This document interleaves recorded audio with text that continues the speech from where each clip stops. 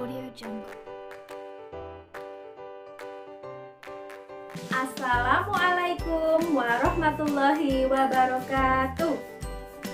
Halo anak-anak hebatku, bertemu lagi hari ini dengan Bu Ita. Bagaimana kabar hari ini? Luar biasa. Anak-anak harus tetap semangat ya walaupun belajar dari rumah. Hari ini kita akan belajar tema 4, subtema 3, pembelajaran 5. Jangan lupa berdoa sebelum belajar serta persiapkan buku dan alat tulis kalian. Audio Jungle. Tujuan pembelajaran hari ini seperti tayangan berikut. Anak-anak dapat memperhatikannya ya. Audio Jungle.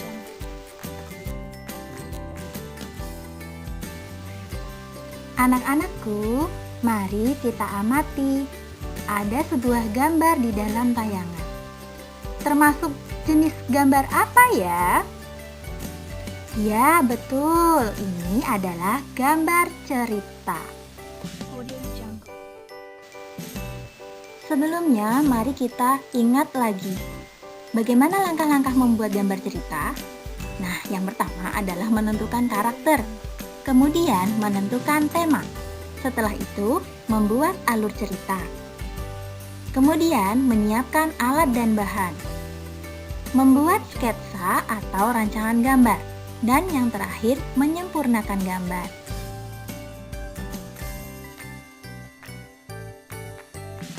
Audio Jungle. Nah, dalam tayangan ini Bu Ita punya contoh penentuan tema pada gambar cerita.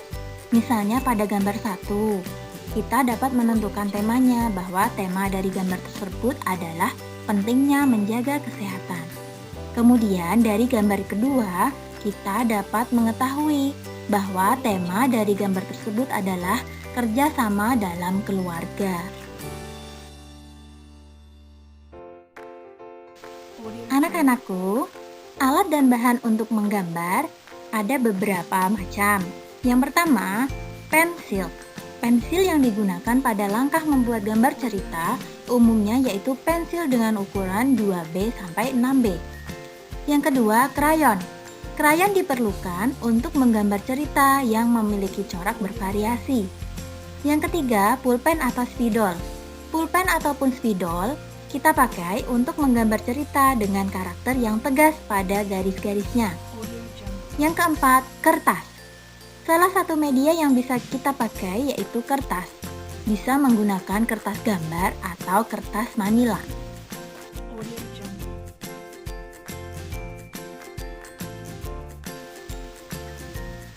SpongeBob mau cerita nih. Temanku si Udin sedang membuat sebuah gambar cerita. Ia sangat mengagumi si Pitung, jawara silat dari Betawi. Udin ingin menjadi pesilat seperti si Pitung. Ternyata, menjadi pesilat itu mendatangkan banyak manfaat untuk diri kita. Apa saja manfaatnya? Audio Jungle. Manfaat kemampuan bela diri ada 3, yaitu manfaat fisik, manfaat emosional, dan manfaat sosial. Kita bahas satu persatu ya. Untuk manfaat fisik, ini dapat mengurangi resiko timbulnya penyakit serta menciptakan stamina dan ketahanan tubuh. Dengan bela diri ini, tubuh kita terbiasa berolahraga, organ-organ akan bergerak, dan tidak akan gampang sakit, terutama pada peredaran darah kita. Kita akan terhindar dari berbagai macam penyakit peredaran darah seperti jantung koroner, stroke, dan lain sebagainya. Kemudian yang kedua, manfaat emosional. Hal ini, jika kita mengikuti ilmu bela diri, kita akan dapat mengendalikan emosi karena kita terbiasa untuk menahan diri untuk tidak memukul lawan apabila kita tidak terdesak. Manfaat sosial. Manfaat sosial dari bela diri adalah kita dapat membela diri sendiri dan melindungi orang lain yang lemah. Selain itu, kamu juga diajarkan untuk memiliki rasa hormat tidak hanya kepada guru dan teman seperguruan, tetapi juga kepada lawan.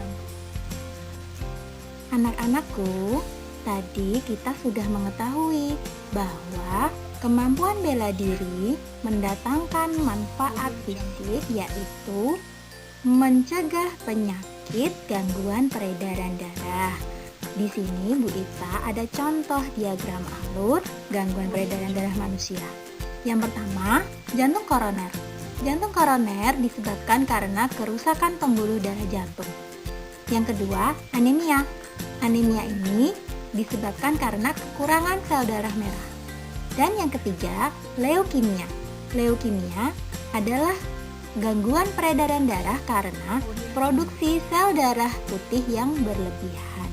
Nah, anak-anak nanti bisa mencari contoh sendiri ya dan membuat diagram alur seperti ini. Audio Jungle.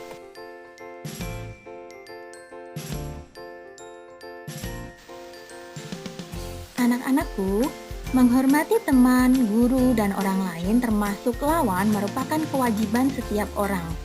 Saling menghormati merupakan sikap terpuji yang harus selalu kamu biasakan dalam kehidupan sehari-hari. Seperti ditegaskan dalam pantun berikut. Dari Seram ke Pulau Buru, dalam kota beli papaya.